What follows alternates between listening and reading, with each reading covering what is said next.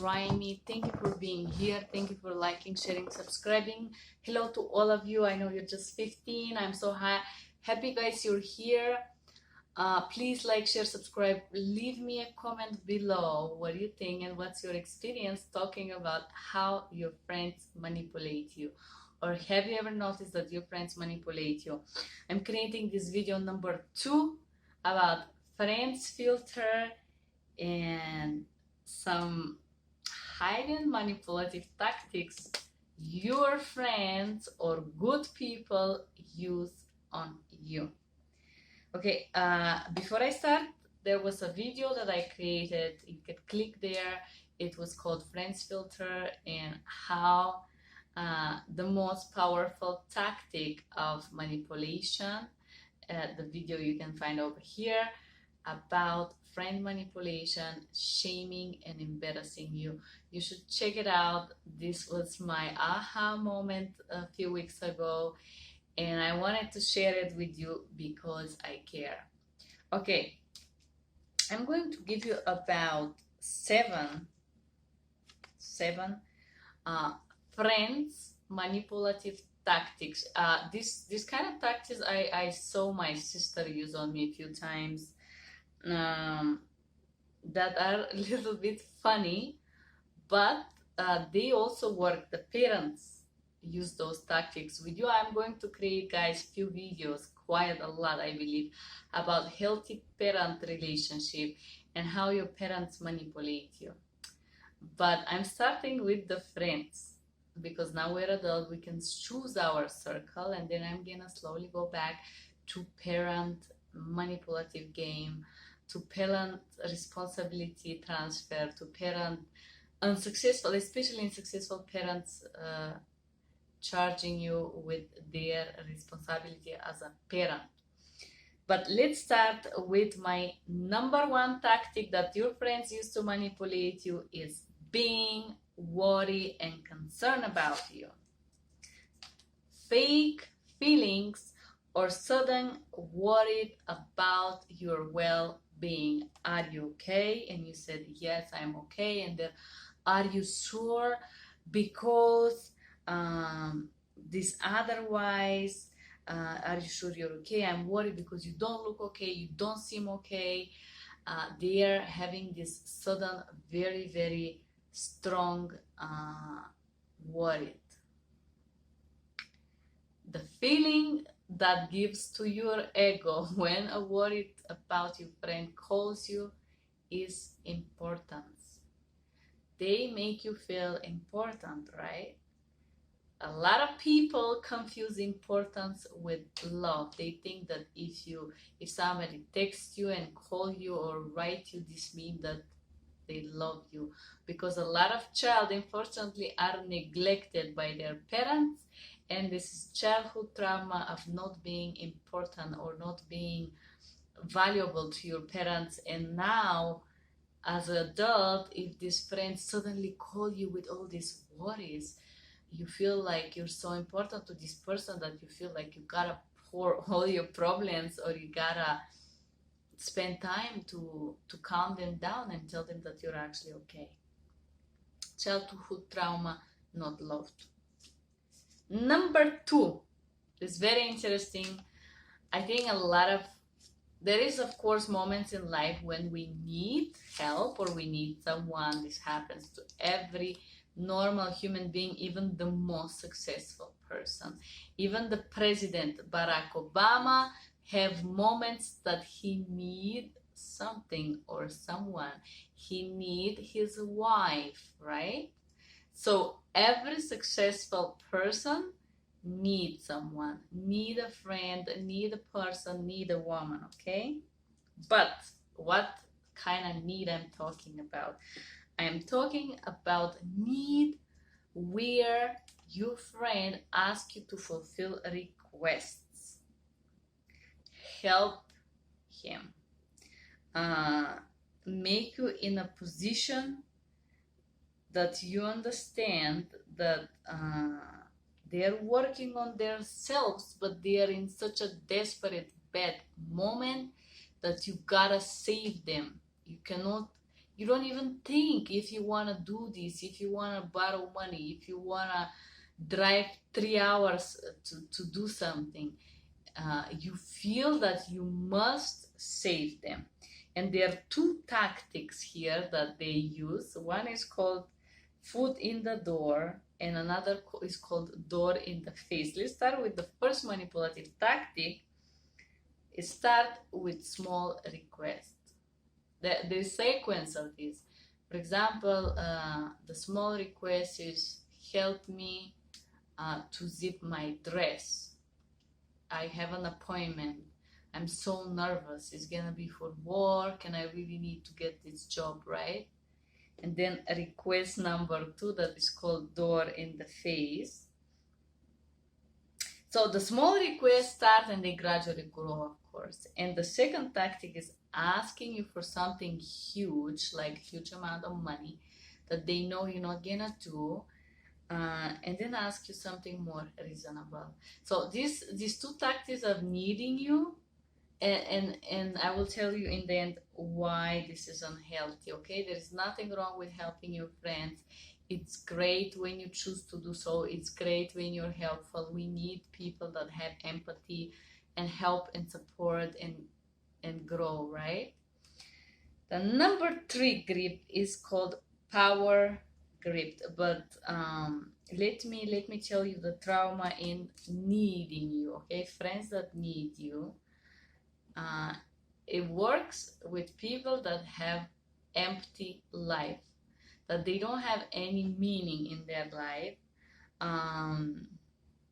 Especially if you're not goal oriented, you haven't achieved much in your career. Not feel good about where are you in life or how are you, or it doesn't matter. You could be well successful person and still use that tactic because you don't feel successful. Because success is not data of a fact. Success is if you feel successful, right? I'm not a rich lady. I don't have a lot of money, but I do feel good with myself. And I do feel successful, but I think I will be really, really successful with myself when I'm able to create a job for other people. This is for me success. For some people, it's creating X amount a month could be success, or a year. For me, it's not about amount of money. For me, it's about being able to create opportunity, right? Okay. Power, we were talking about power grip. And what is that about? This is very used not only by friends but also in family, sister, brothers, and so on and so on.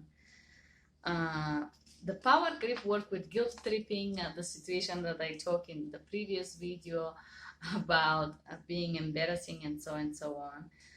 But the power grip work with pity. Poor me, I'm in a bad situation. Can you help me? I'm so desperate, I'm so depressed. You understand how messed up this person is in the head, and you don't have time to think about the decision. You don't have time to decide if you want to do that, if you don't want to do that. You just have to do it right now because they're gloomy, sad, depressed, and if you don't do it, you're a bad friend. A lot of people run and do these decisions because they fear judgment. I'm a bad friend. I decide to spend some time with my child instead of helping her or something like that, right? The friends often, if you refuse help, this is another guilt trip, make you responsible if you don't help them. And how can you not help somebody that is depressed, hurt? Make you feel responsible for them. They contacted you in need. Okay, when we talk about these unhealthy patterns, you can understand. And if you look, I had met someone in other places in Italy. I think it was a person who, if she contacted me, or whatever, if she even say, let's have a cup of wine, that will be because she needed something. She wanted to borrow money. She wanted me to do something for her, right? So if you look a friend that is mainly contacting you when they need something, in a bad moment, in bad situation, uh, and gives you that feeling of sorry for them, right? You feel pity and you need to show and prove that you're a good friend. Very probably you are manipulated through this power grip, power game. uh, these people show desire to spend time with you, but often this is when they are in very bad emotional state. They're crying, depressing, alone, break up with their boyfriend, they have emotional crap, they're so weak, they're so down. You cannot just abandon them. They need you. They're so desperate. They use you as a garbage bin for their emotional situation. um, and they make you understand how much they need you. And of course, again, the mental game with you that need importance. How wonderful is that somebody needs you? Because if somebody needs you, mean you have value. You feel sorry for this person. You don't admire them. Very often these tactics make you even forget about admiration and love and caring for someone, but more often it's more about doing the right thing, trying to help someone, feeling a good Christian, right? Okay, and now we're gonna continue with this another mental tactic, which is so great. I recently saw it between these two friends, and it's so funny when you can see it from the outside, especially with someone that is intelligent. This is why I could be so sharp with someone that is intelligent, because I don't have to explain you when you do something wrong. This is a guy that come in my head. I don't have to tell you that you mess up. You already know that. Playing stupid. How comfortable is to play stupid, guys, huh? Okay, we were talking about the number 4 thing, play stupid, or how friends use playing stupid to manipulate you. Especially if they did something very unpleasant, very wrong. Playing stupid is used to avoid responsibility. Let's say in my situation, one of the common friend come and directly bully me, and she pretends she doesn't understand what is wrong with that. I don't need to explain that, and nobody needs to explain that, because I can bully her back to show her that what she do is wrong. But because I like myself and I love myself, I don't want to do that, right? I just remove myself from the situation. So to avoid responsibility, to avoid confrontation, they don't get it. It's so comfortable. They're so intelligent. They know that they have problem. But very often, if one of your friends bullies somebody in your environment, it's for a reason. The things are not by accident, and very often is to make you feel uncomfortable and to separate you, to make you feel bad.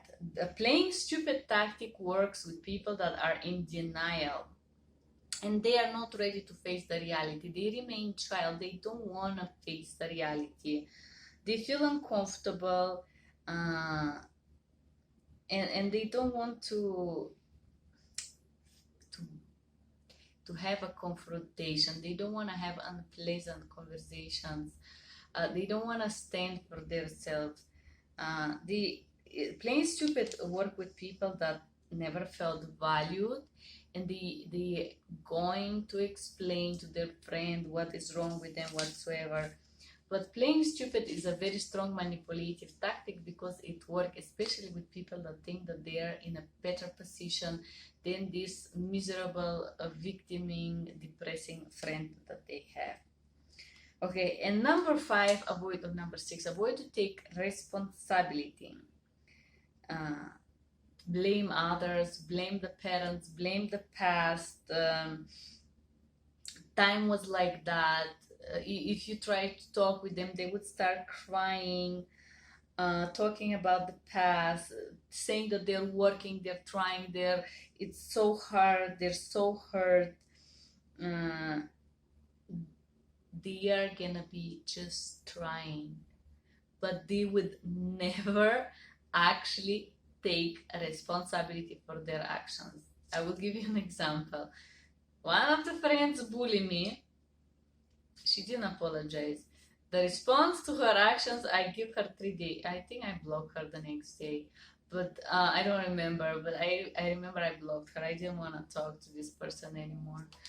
But what I'm trying to say is they don't care about others people's feelings.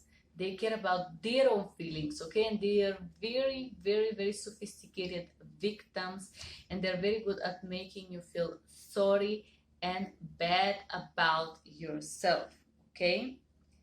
They will avoid to talk about anything negative that they did, and if the conversation comes, they will pretend not to understand.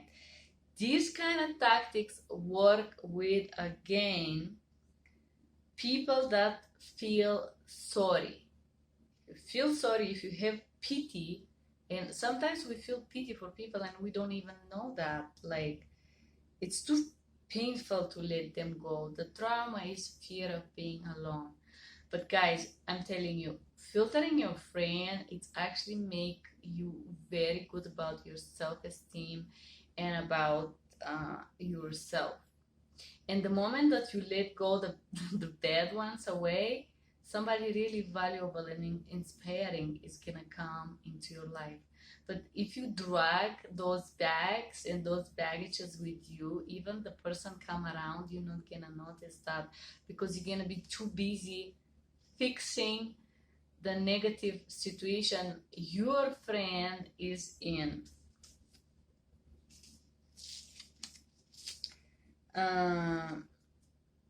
Not okay, this is the last one.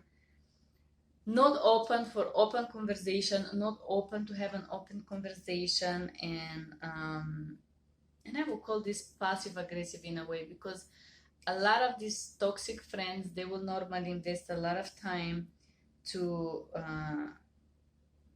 feeling bad, to negative nagging, destructive gossiping conversations.